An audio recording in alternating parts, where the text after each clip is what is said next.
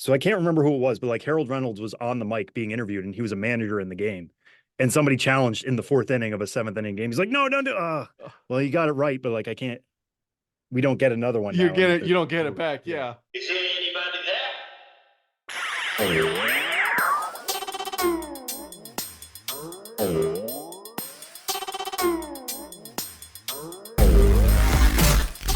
What's up, Dad Hat Crew, and welcome to another episode of the Dad Hat Chronicles. My name is Ed, also known as the Dad Hat, and this week I was joined by Sam Dykstra. Sam is, his official title is reporter for MLB Pipeline, but you may also know him as one of the co-hosts of the show before the show, the official podcast of Minor League Baseball. On this episode, we go into why baseball, right? I asked him that question when we started the episode is, why baseball, right? Because we have an opportunity to fall in love with all the sports, but why specifically baseball? Then we also talked about him growing up as a fan, how he got started working with minor league baseball, and then finally, guys, my famous, not so famous questions. One day I'm going to win an award for these famous, not so famous questions. I don't know which award. It is an award. But before I give you guys the episode, do me a favor, go ahead and hit the subscribe button, and as well as give it 5 stars. This way, more people get to hear the episode just like you, enjoy it as much as you do, right? And then also head over to my YouTube channel. I am putting some content there for all of my dad hats that I have, right? We have the Dad Hat Chronicles sports show. That way you guys are always in the know when something is dropping. All right, so now that I got all of that fun stuff out of the way, guys, I'll give you the episode. All right, well, hey, thank you guys for joining me for yet another episode of the Dad Hat Chronicles. My name is Ed, and with me, guys, I have what is to be someone who I follow, who has a wonderful podcast. It's, you guys may not know it, may or know it. I don't know. You guys decide for yourself. But I have Sam Dykstra here today. He is also one of the co-hosts of a wonderful podcast called The Show Before the Show. How are you doing today, my friend? Doing well. Thanks so much for having me, Ed. I appreciate it. Thank you so much. So, and want to make sure that this is as easygoing as possible. So I just want to get to know, why baseball, right? Like, everybody's like, there's football, there's basketball, there's hockey. Heck, I won't begrudge you, ice skating. Why baseball though? Yeah, I think for me, it was the time I grew up. I grew up in the 90s in Massachusetts. So I had 2 incidents and that were happening kind of concurrently that really pushed me towards baseball. One was Mark McGwire, Sammy Sosa year. Michael Jordan was happening off to one side, and I loved basketball and I loved everything about basketball. But the fact that here were these guys chasing the actual home run record that being told growing up was never going to be broken was really special. And that season really hooked me in. And the other was Pedro Martinez. Seeing Pedro Martinez pitch every 5th day for the Red Sox, which, was my home state team, was really special. And I grew up thinking, I knew Mark McGwire and Sammy Sosa, what they were doing was historical. I thought Pedro was just the best pitcher in the game, and there was always going to be somebody like him. And then the older I got, the more I researched, like, no, there really has not been a guy like this, maybe since Bob Gibson, or you can go even further back if you want. So, Pedro was like my Spanish name in class when we had to choose one. I had to write an essay once of like, what celebrity would you want to be for a day? And I'm like, Pedro Martinez, because I want to throw a curveball and a changeup like that. And, watching the 99 All-Star game in Fenway, seeing him strike out guys in those first 2 innings, there were so many legends of the game at the time. There still are now, but it was building its own mythology around me. And that really got me hooked. Interesting. Your own mythology. I like that because like you, raised throughout the 90s, I still remember to this day that McGwire, Sammy Sosa, like that battle, that hooked all of America, right? Like, I mean, everybody knew about it. Like, if you even were just a casual fan, you knew Sammy Sosa, you knew Mark McGwire, you knew what they were doing. And then you were on one side or the other fans out, who was going to break it, who was going to be the winner and all that. So I completely understand. As a Cleveland fan, I also understand Pedro Martinez. He did hurt us a lot during those years. But he's like, he's that one character like now that he's retired, like you still want to talk to him, you still want to see him, because he's like its own, gravitational pull on him, right? When you watch him analyze baseball, which is amazing.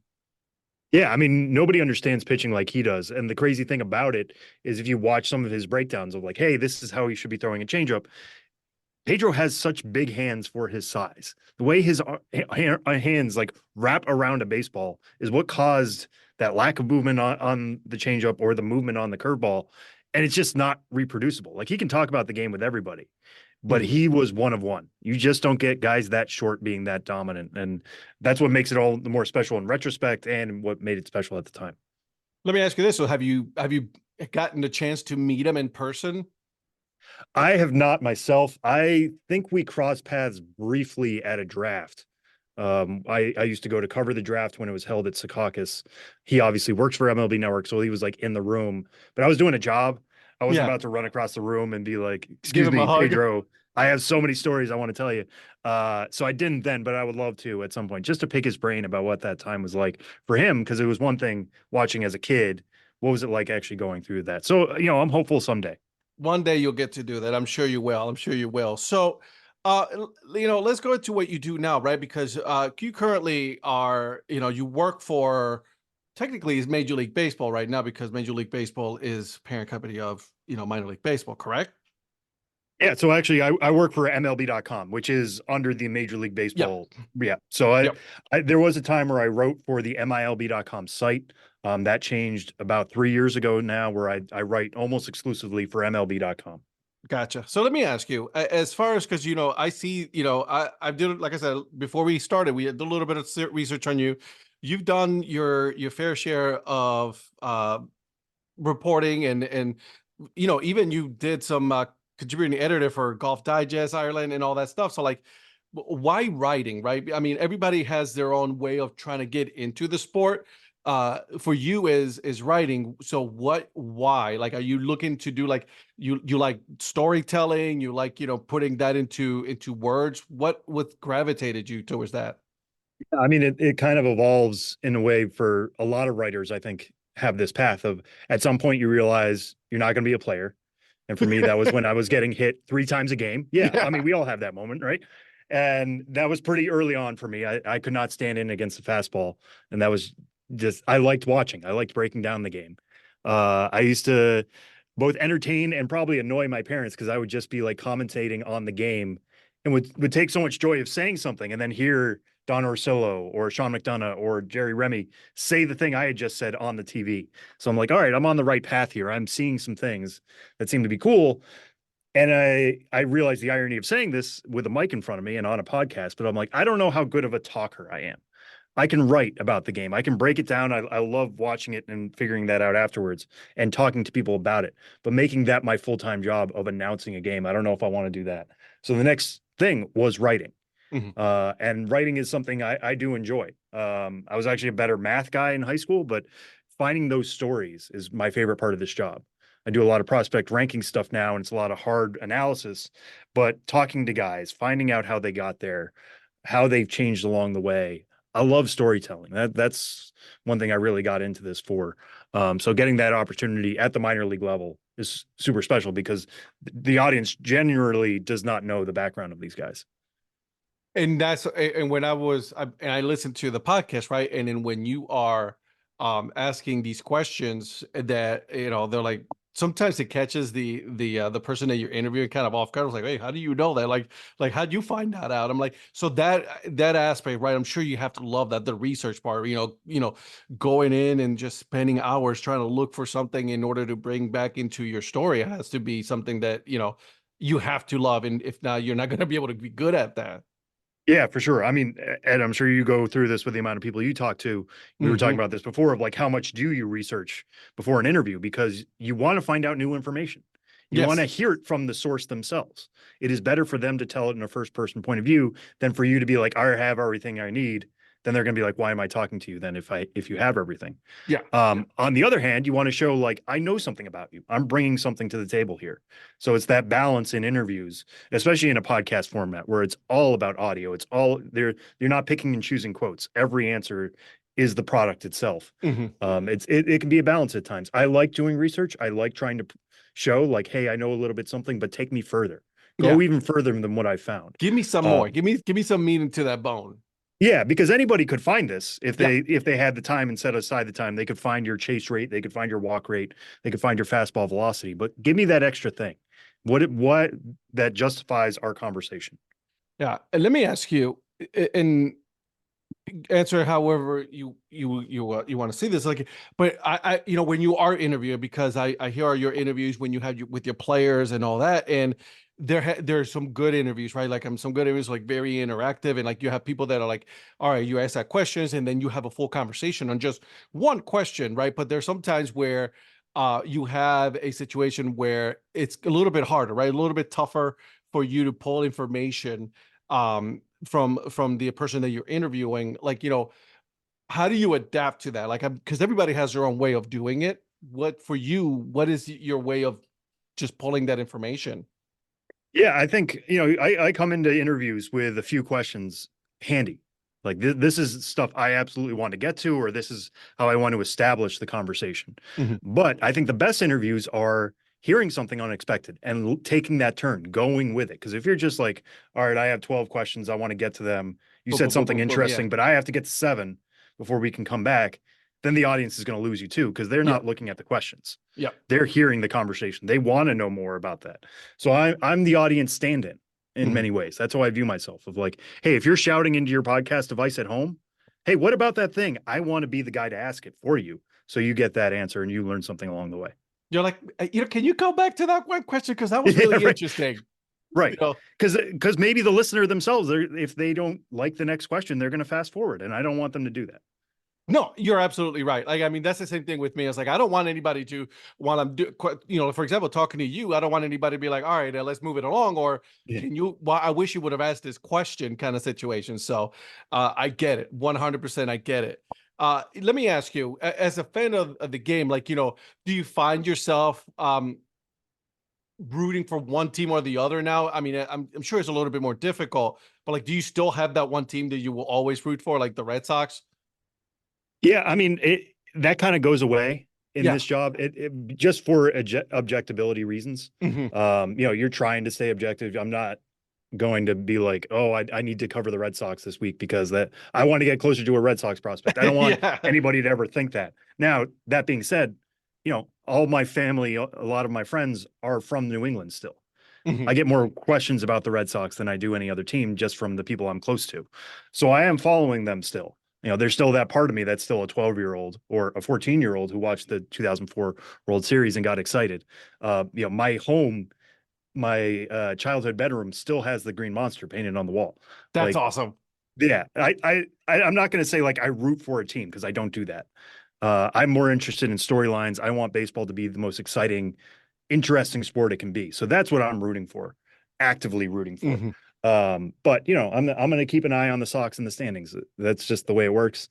Because there's still going to be a part of me that wants the people in my life to be happy. Yeah, like you want your friends to be happy just because if they're not happy, that's just a Yeah, whole then I'm the yeah. one who has to deal with the questions, and Like, I don't work in the front office, so I don't know what Craig Breslow's thinking when he makes X signing, but it's like I'm telling, it's still going like, to get guys, you questions guys about it. know I am so far removed from like the Red Sox organization. So it's like I can't do anything about that.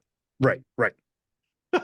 I get it. I get it. So why minor league baseball? Like, why that? Because and I want to ask you a two-part question because I love minor league baseball. I think it's, as far as baseball is concerned, this is how you really get to know America, right? By really going into these small towns or like Northwest Arkansas, right? The Naturals, or you go all the way up to Seattle or anything like that, right? Like, so minor league baseball is great. Why that? And then, in your opinion, how has the sport evolved, into what it is today? And do you see it evolving more or not? Yeah. So I'll take the first part first, obviously. In terms of like why minor league baseball for me, there's two parts to that. One is I was applying for sports jobs everywhere, like when I got out of college. Yeah. That's really the brunt of it. Is I was looking to latch on wherever I could. I applied to like cover high school sports in South Dakota, wherever would take me coming out of college because that's just the way it works. And minor league baseball was the first one to reach out. That being said, they reached out because I had been covering baseball. I interned at weei.com, was covering the Red Sox in college for multiple summers. So I had a bit of a baseball background already, but like what first got me interested in minor league baseball, and this is still a torch I carry to this day, was growing up in Western Massachusetts. We didn't have a minor league team that close. The Red Sox were technically the closest, but the Pawtucket Red Sox, then Pawtucket, now Worcester, Hmm. were about an hour and a half, 2 hours away, and the games were cheap. They were accessible. I had a birthday party there. We brought a bunch of my friends. It did not break the bank for my family. I used to, if anybody's ever been to McCoy, there is a high school football field right next door, and there is a press box there. And I used to have these dreams as we were walking back to our car. What if I just like camped out there for a summer? Like I just broke into the press box and slept there and watched the games from the press box there. It was just like that kid-like dream that I had, but it was like this is baseball at its purest form was games at McCoy Stadium. And being able to carry that now and tell those stories for people who are going to games, like you said, in Northwest Arkansas, in Tacoma, in El Paso, in Portland, Maine, all four corners of this country is really incredible. And Canada, we got to include the Vancouver Canadians. Absolutely. So Absolutely. like I think about that little kid who is doing that now in Pensacola or Chattanooga, all over the place. Like there are Mhm. all sorts of little kids like me who want to know more about the minors. So I love being part of that process. In terms of how the game has changed since I first started covering it, there is a wider interest in minor league baseball than there ever has been. That more and more people want to know about the next generation of stars. And that's because they're more accessible than ever. Social media has Mhm. affected that. Imagine Jackson Churio just signed that extension with the Brewers, and a lot of people in Milwaukee had opinions on it. Rightly so. They're very excited about that player. He's only played a handful of games above double A. Imagine that happening in 1985. Like it would be like, what are we doing? Why are we signing this guy? He hasn't played much. Instead, it was embraced. There was enthusiasm because they're like, here's a star who we know about. Mhm. So I love that thirst for information. I love that hunger for people, and that makes me better because I want them to be better informed myself. Yeah, and you're right. I think that with the growth in interest in when it comes to minor league baseball from different aspects, right? Like you have like someone like myself who is like I collect a lot of hats and all that, right? So I have that, right? So you're always looking for the logos, right? I mean, even you guys talk about it on your podcast, right? Where like I was like, all right, this team just rebranded. Look at the colors. Talk about the color coordination and why did they choose this or that, right? My good friend Paul Caputo, right? He has a podcast strictly just on the design aspect of minor league baseball, right? So that aspect, I think it has grown the popularity of it. There's also the like you said, it's like, I want to go because one is accessible. Your family nowadays, buying tickets, food, and all that, it could get expensive. So I think the accessibility of the sport has become a little bit better. Not to mention social media, the TV, right? So you can watch it all online and all that. So that makes it more interesting and a lot more affordable for families.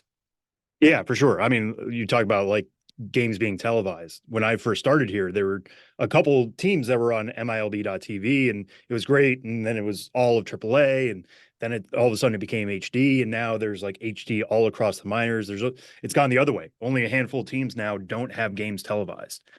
So you're able to see Jackson Churio from single A all the way up to triple A. You're able to Mm. see Jackson Holiday at every stop he's making. And for the most part, it's in a high quality definition. It's not a minor league look. Some of these look like major league quality broadcasts. Yeah.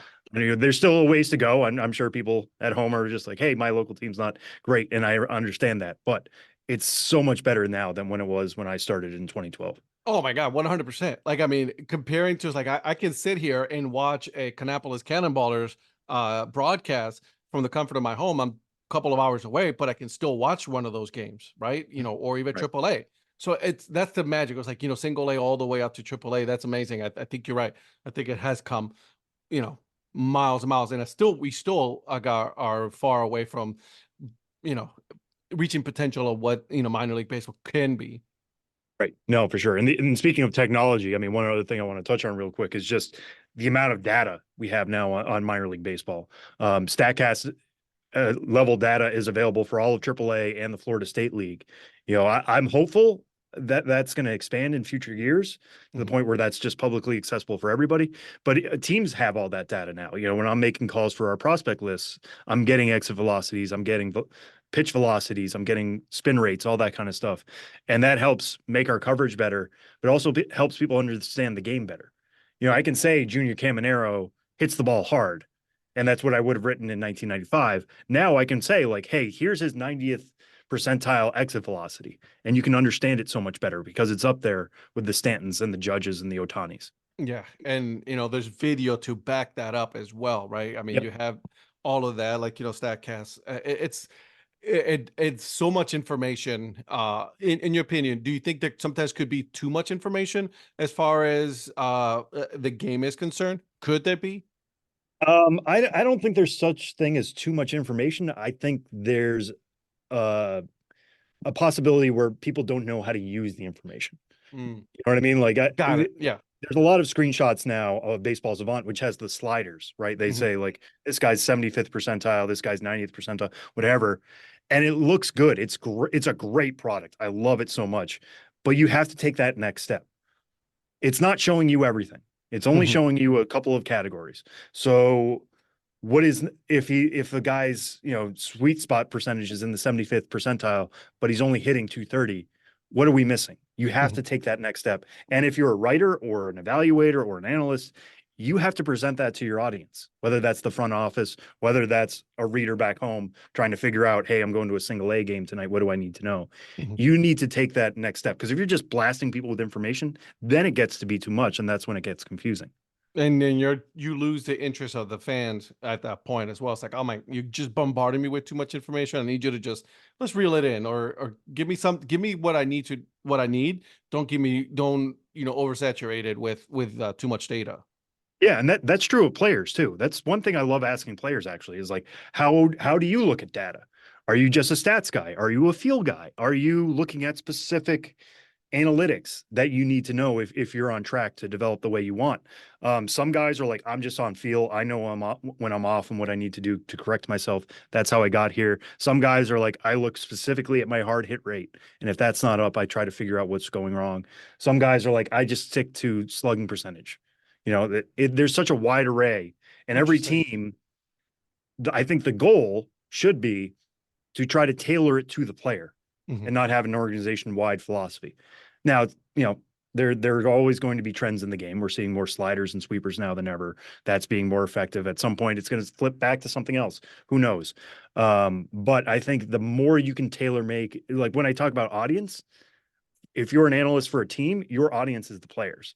And the Mhm. more you can, you know, tailor that towards that audience, the better. Yeah. Let's switch a little bit here, and let me ask you. And I wondered if for someone who's worked in this sport, like, have you been a fan of so far of the rule changes that have been made in the sport? Because obviously there's a lot of people that are on both camps. Me personally, I started. I'm like, I don't know, and then I'm like, I actually kind of like these rules. Where do you stand as far as some of those rule changes?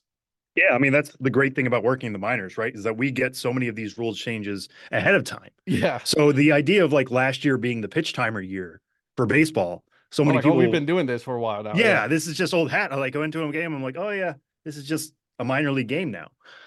For me, I've loved the pitch timer since we've had it. I Mhm. knew it was going to be a process, Yeah. because you need to figure out exactly how many seconds you want between pitches, with a guy on, with nobody on, etc. But the pace is just so much better. Yeah. It's so crisp.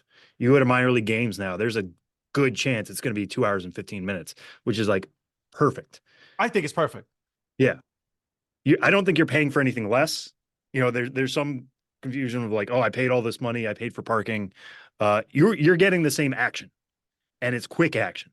Yeah. And I love the pitch timer a lot. I like increasing the action on the base paths. Mhm. The fact that speed is coming back to our game is really special, and I love that. Because getting to the time where stolen base leaders had like 35, 40 steals, that dilutes the product. Yeah. But getting a The guy like Corbin shift. Carroll, Yeah. yeah. Ronald Acuna Jr. stealing 70 bases. That's so exciting to me. That's huge. And it puts such a different pressure on pitchers and catchers in a way that I love. In terms of like the automated strike zone, I'm a fan of the challenge system, Hmm. which is something that they used half the week last year in AAA. Yep. So for anybody not aware of that, the challenge system is umpire calls balls and strikes like normal. Each team gets 3 challenges per game. If you are successful, then you get your challenge back. The only person who can challenge are the pitcher, the catcher, and the hitter, and it has to be instantaneous. You can't just like do the whole hand up. Let's throw it to the manager. The manager's going to check, then I'll decide. All that garbage. This has to be instantaneous. It's like tennis. They throw the challenge up on the screen, ball or strike, game moves on 10 seconds tops. It happens really quick. That is a better way of doing it than just full robo ump for me Yeah. because I like the human aspect. So do I. 100%. Yeah. Not only the human aspect of the umpire making the call, but the human aspect of deciding whether to challenge or not. Because that's one fascinating thing about watching these AAA games is like, hey, if you burn our third challenge in the 5th inning and you're wrong, we don't get it back. And now I resent you because there could come a 9th inning where there's a ball pitch right on the edge and it's called ball 4 and I can't challenge because you used it up. So it's a fascinating dynamic. It's just a whole other aspect of the sport that we've never had before. And I like that. And it's still getting at a more accurate zone. Now, like the zone that they use in AAA, they're still finagling it. That's why you're not seeing it come to the major leagues. It's still not perfect. You saw walks up, you saw strikeouts down in AAA last year. I think it's gonna be a while until that happens, but once we get close to quote unquote a perfect zone, I would love to see the challenge system come to the top level. And I love it because I was actually at a Durham Bulls game and I saw it happen in real time, and it was like you could sometimes, like if you weren't paying attention, you would have not noticed that it happened because it is that quick that it happens. So it's like, like, oh my God, it's going to take forever. The challenge takes, no, this is not that kind of challenge. This is not NFL football. This is not what it is. It's like you literally, the player taps his helmet, let's go, challenge it, boom, done. All right. So, but I like you said, I was like, I love that chess aspect of it, right? Like you're playing chess. Like, all right, should I challenge this? I could potentially, yes, I can strike out, or if I don't strike out, then I have another one. But if I strike out and it's still a strikeout, I lose my challenge later on. Something more egregious can happen, and I can't challenge it because I already ran out of challenges. Right. Yeah. And I'm sure there are times where there are guys whose egos get in the way. Yeah. It's if you're the leadoff batter, it's 1-0 and you get a pitch that you thought was a ball and like you want to be right about it. You want to be right about it so bad, but there's so many other guys you got to think about the rest of the way. So I love I'm that. sure the manager's shaking in his moment, like, please don't challenge. Please don't challenge. we had that in the Futures game last year because the Futures game, they did not allow them to get the challenge back. So I can't remember who it was, but like Harold Reynolds was on the mic being interviewed and he was a manager in the game. And somebody challenged in the 4th inning of a 7th inning game. He's like, no, don't do well, you got it right, but like we don't get another one. You now get it, you don't get it back. Yeah. Now that being said, there have been games where, there have been like 16 challenges. Sometimes an ump just has a bad day and they can pile on. We're human. Right. Right. Exactly. Which again, Right. love the human aspect. And I think that's what it is. I was like, I am all for some assistance, right? But I am truly a fan of having an umpire behind the catcher. That is the human aspect. There is going to be some errors, and it's okay. There's nothing wrong with that. If it's reviewed and it's corrected, then cool. If it can't be corrected, then you know what? It's part of the game. That's just that's how it is. I think that's the beauty of the game about it too. Yeah, and there's somebody accountable, right? Like if a call gets made, there's somebody you are talking to. The amount of times I've watched a game that is full ABS, full robot ump, and the batter turns around trying to complain, and the umpire just points to his ear or her ear and says like, "There's nothing I can do." It's fully automated. You want to complain to the league office afterwards, you can, but like, there's nothing I can do in this moment. File a complaint. I'm right. calling what I'm getting. Yeah, right. And that's not as fun to me. Love it. Let me ask you, for you as a fan, not someone who worked for MLB.com or anything like that, which of the levels is your favorite level to watch as a spectator? Like, is it single A, double A, triple A? Like, which is one of those levels that you like to enjoy to watch? Ooh, that's a good one. I'm gonna say double A. Mm-hmm. because double A is that perfect mix where you talk to guys a lot. You find out like double A is where it feels real. Hmm. Guys get called up from double A. I won't say all the time, but it is a real possibility Yeah. that you could completely skip over triple A and get called up to double A. So you have those young up and comers. You have some mix of major league guys who like have had major league experience and are coming back down, but you might get a 20-year-old like Jackson Holiday going up against a 28-year-old or a 30-year-old who has Hmm. major league experience. And that's like the perfect measuring stick for the young guy. And we've long said the jump from high A to double A for that reason is the highest in the minors. So it's just that perfect mix of, hey, this is where the major leagues are a real possibility. You don't make it to double A by accident, but there's real quality baseball happening here. Hmm. There are prospects, there are major league guys. It's a fascinating thing. I like AAA a lot because it's everybody there is trying to prove their major league readiness. But you get some funky environments in the PCL. You watch a game in Albuquerque or El Paso and it's Yeah. 13-11. That's a possibility. Double A is just the right mix for me, I think. I like it. Yes, I've never really thought about it. Like, I wish there was more double A here in North Carolina, but you're right. But it is there's that good mix of players, right? Single A, you know what you got in single A right there. That's just that's it. They're coming in, their prospect, your goal is to get better and move up to double A. That's just the biggest jump there is. But like double A, I can get with that. I can get down with that. Yeah, for sure. And yeah, I mean single A, high A, those are guys just they're there for reps. That's what Hmm. they are there for, is to learn the game. And that is great. And I'm glad it exists. And I'm not advocating for it to ever go away. But like if you're watching it, it can be a tough watch sometimes because they're very raw at that Hmm. level. Yeah. And that can be tough to swallow sometimes. If you ever get a chance to watch a complex league game, which is even below single A, it's going to look like high school baseball because some of those guys are 17, 18 years old. They are learning the game. Now, that's the perfect opportunity to say, I saw a guy when. You can say you Yeah. saw Jackson Holiday at single A, but they're not close to finished products. Double A, they're at least that much closer to being finished products, and they are trying to push for the majors. Mhm. And I don't know if you cover this or not, but like, what about the MLB draft league, right? Because that's something that's also, taken into a little bit of more popularity, right?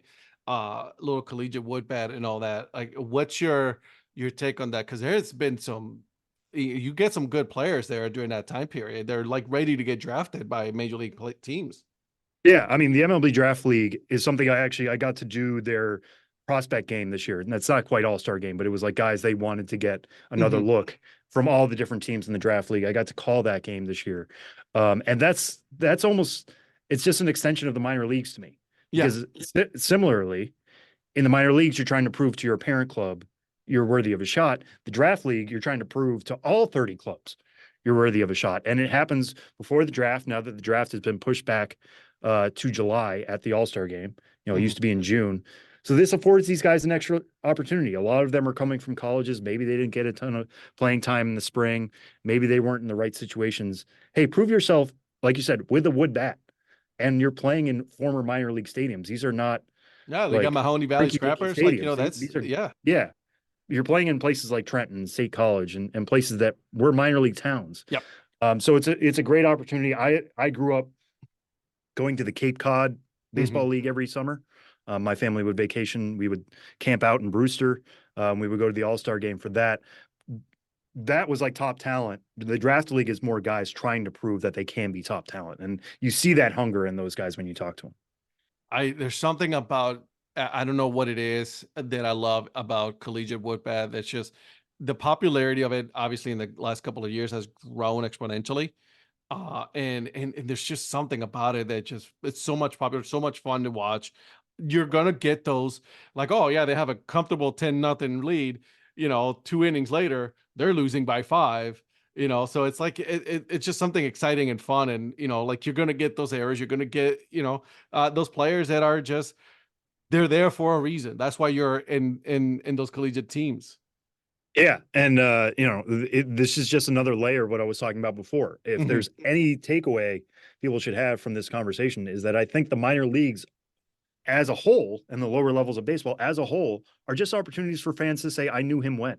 Hmm. Like we're going to get to a point where somebody big is going to come out of the MLB draft leagues. Right now, it's more org depth guys, and it's in its infancy. But like as that becomes more and more popular, and it becomes more of a destination, you go to see somebody there, and you're gonna be like, wait a second, he's now batting cleanup for the Yankees 5 years from now, and he got his start in Trenton in that MLB draft league, and it's just another opportunity for folks to say like, I saw this guy before he was huge.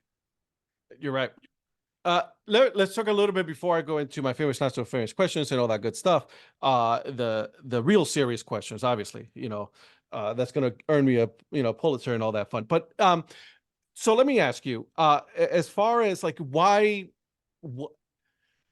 you gotta enjoy the podcast, like doing the podcast, right? Because there's you're doing it, you've been doing it for this long, and obviously it's like, to me, when I'm listening to the podcast and I'm at the gym listening to it, is like, all I hear is like just a bunch of friends just having a conversation about baseball. Am I right when I say that? Like, when you're having that conversation in the podcast? Yeah, I mean, 100%. Ben Hill and Tyler Mon, who are my co-hosts, and Josh Jackson and Kelsey Hennigan has come on before. We started as coworkers, but those Hmm. those folks are my friends. Hmm. It doesn't just end at work. And I think any goal of a podcast, which we talked about before, Yep. is to sound like a conversation, is to sound like you are being included in a conversation. We're riffing off each other. We have 430 plus episodes of experience at this point. We're doing callbacks on things. We know the rhythm of how the other one talks. We know the jokes the other guy's going to make. And sometimes we still surprise ourselves, but we want that feeling of like sitting down at a game and just chatting about what you've heard that week. That's what we're doing. Yep. There's nothing wrong with that. Absolutely. I love doing this. And that's why I love that, because I get to meet people from all over the US, in various parts of the country. And it's so much fun getting to know what they do, what they don't do, their favorite teams, things like that. It's just their quirkiness. I think this is what makes podcasting so much more fun than anything else. Yeah, I mean, it's one of my favorite mediums going. It's funny thinking the other day about this of like I don't listen to the radio much anymore, but Hmm. I have a radio in my pocket. The whole like morning drive talk show that we all grew up with and still exists and still serves a purpose. And I'm glad it's still out there. But now we have access to that all the time and we get to choose who we listen to from across the country. You're not just stuck with your local, whatever you can find on the dial. You can find your audience or find your favorite folks to listen to. And I'm really proud of what we've built and the people who have reached out, like yourself, who say they Yeah. listen all the time. I'm honestly touched by that. I love that people stay with us because we're a year-round podcast talking about minor league baseball, which is insane. Like here we are in Yeah. December, still having things to talk about. We do this week in and week out, and I'm really proud of that. You know what's funny, and I'll say this: this will come out in a couple of weeks and all that. But like this morning, 5 o'clock, 5:30 in the morning, I'm listening to the latest episode, and this is why the Northwest Arkansas team was, because like I was listening to that episode, and to hear someone that I know, like personally know, and I've spoken to, is an amazing person. When I hear the name Johnny Bolin being mentioned as one of the fans, right? Like I'm like, I literally was like in the gym lifting. I'm like, oh my God, I know him. Like I know Johnny, right? And it's like that's like if anything, that made my day right there, just because like you guys are giving a voice to fans like us. Just like, yeah, I know that person. Like I literally heard his name on the podcast. Yeah, I mean, one of my favorite things that's happened in recent years, especially coming out of the pandemic, but going to ballparks now and realizing I know somebody there everywhere. Yes, Like yes, it's just like, oh hey, it's great to see you. That happened so many times this season, wherever I was, Biloxi, Amarillo. You make these connections in this game. And like it can be for a variety of reasons. It can be talking about logos. It can be talking about D-backs prospects. It can be whatever you want. yeah. There's so many touch points that allow people to be connected in this game. And to see that community up close and to be an active part of it is one of the most special parts of this job.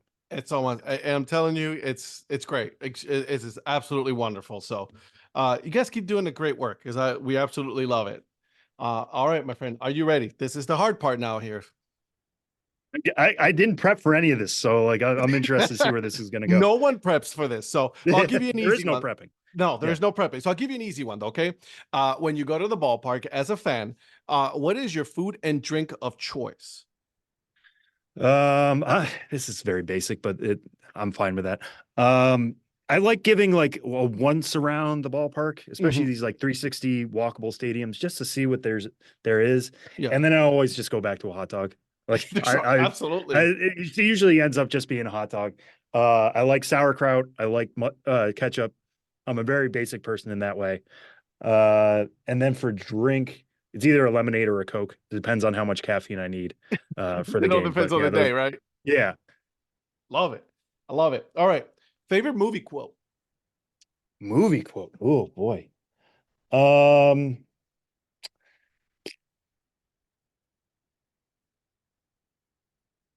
there's one from Inside Llewyn Davis, which is my favorite movie, a Coen Brothers movie about Hmm. folk music in the 60s.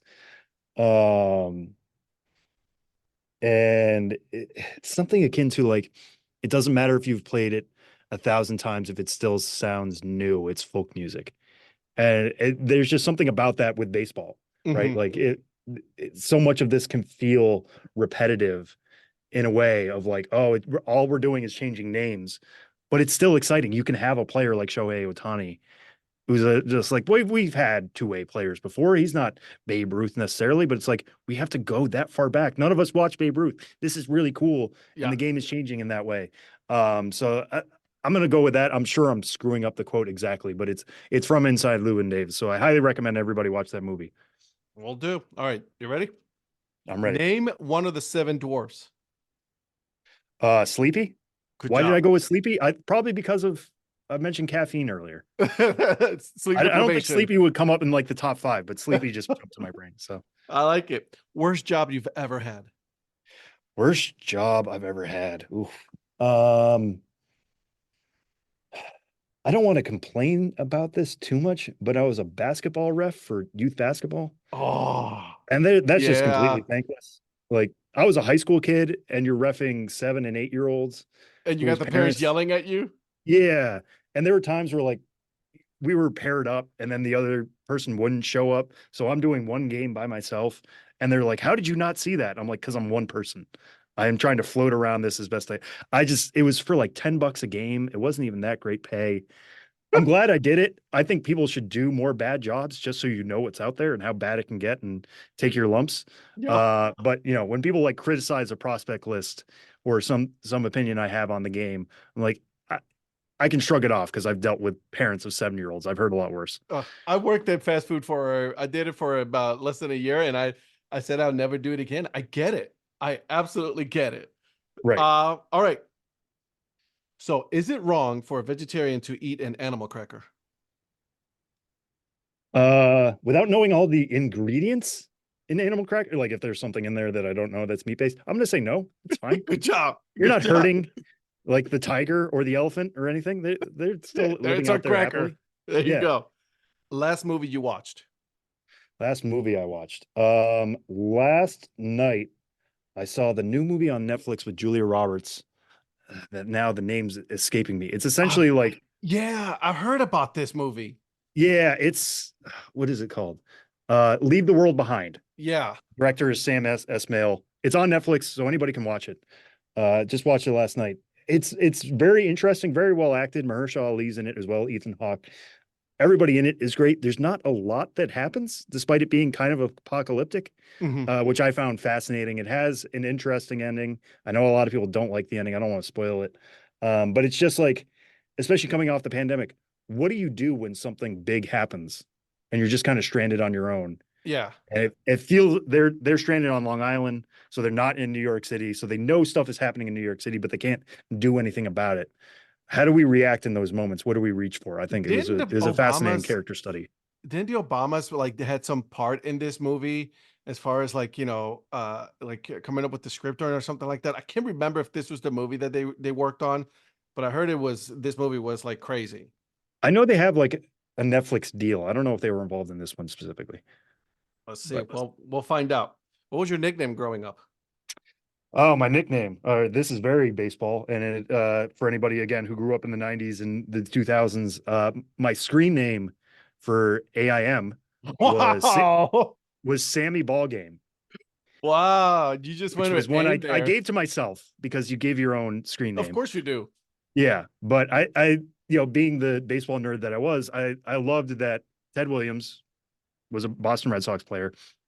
My grandma had Ted Williams stories, so I always loved reading about him. His middle name was Samuel, so we had somewhat of a connection. There you go. And his nickname was Teddy Ballgame, and I'm like, I want mine to be Sammy Ballgame. So that was one I had that I gave to myself. One that my sister gave to me because I had Rex Specs when I played basketball in high school. She called me Rex, Rex, and I was in her phone as Rex. I still might be for all I know, but I was for a very long time.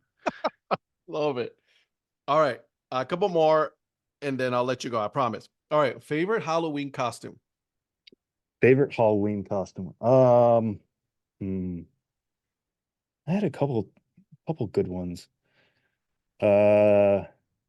One that I liked a lot, and this was kind of me being a hipster kid, was remember the show Ed, Ed and Eddie? It was on Yes. Cartoon My Network. name is Ed, man. I get it. My brother's Oh name yeah, is of course, Ed. Yeah. of course you do. Yeah, I got it. yeah. I went as Double D one year, which like Nice. I had to explain at every house in the neighborhood because they're like, "You're just wearing an orange shirt and a black hat. Like, what are you doing?" And baggy pants. And I was just like, "Oh no, I'm a cartoon character," and I just took great joy in that. Like I was spreading the gospel of Ed, Ed and That's what I was Eddie's. just gonna say. You spraying the gospel. There you go. Yeah. All right. Last random question, but then I have a trivia challenge question for you after this. Okay. All right. First celebrity crush.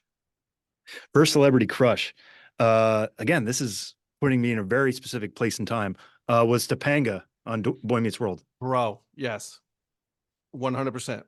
Yeah. Yes. I mean, she obviously was very cute to a kid who was like in middle school. But she was also very smart. She had a great personality.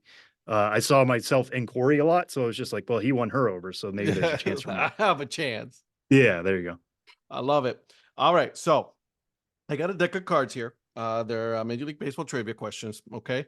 Last week, the last interview that I had, the question that I had was, what Brewers star recorded his 1,000th career RBI in April of 2018. Okay, that was last week.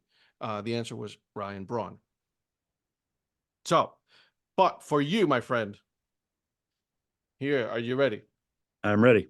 What Orioles great hit is the only fair ball to ever leave Baltimore's Memorial Stadium? What Oriole great hit is the only fair ball ever to leave Baltimore's Memorial Stadium? So who was the hitter to hit a fair ball out of the? I wish I knew my Baltimore Orioles history better than I do. I'm just gonna guess it was Brooks Robinson, like hitting a home run in the World Series, something like that. Frank Robinson. Frank Robinson. Oh man, You were close. I was But, close. yeah. I should have just said Robinson. It was Robinson hitting a home run. Yeah, there it is. Just say Robinson. I was like, yeah, that one. Yeah, there you go. So, but yeah. Thank you so much for doing this. I had a lot of fun. Thank you again. You guys keep up the great work. Where can people find you on the socials, my friend? Yeah, so I am at Sam Dykstra MILB on Twitter. I'm also that same screen name over on Blue Sky. I'm still trying to figure out what that is and how to use it best, but that's just another avenue to find me. We do come out with the show before the show every week, except for holiday weeks. So listen in all the time. We're talking about minor league news, what happened in the last week. We're previewing the season here coming up. And then all my work can be found on MLB.com, specifically at MLB.com/pipeline or at MILB.com, the official website of minor league baseball. Perfect. Thank you so much. And then we'll see each other again sometime, during the season. Yeah, anytime, Red. This was so much fun. Thank you. I hope you guys enjoy that episode with Sam. Now, make sure you guys are following Sam. You guys subscribe to the show before the show. It's a really good podcast that really goes into the world of minor league baseball, right? Some of the players, they talk to players, coaches, all of that fun stuff. You guys got to check it out, okay? Before I go, a little bit of business here, guys.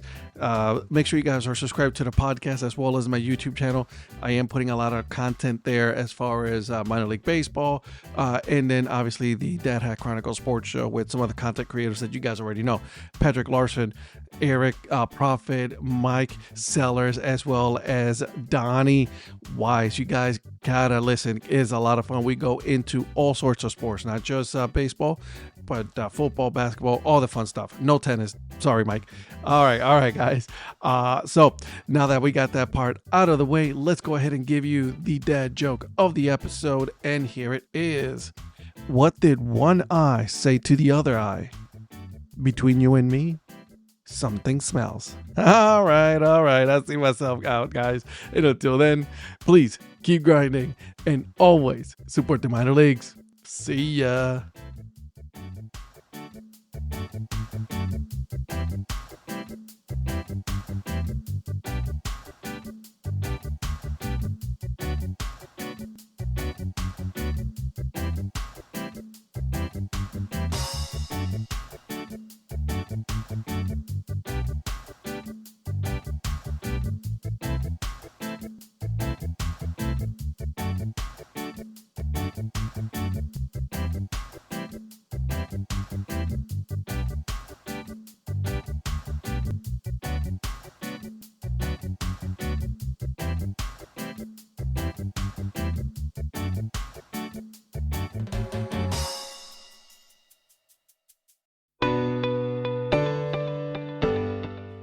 This podcast is part of the Curved Brim Media Network.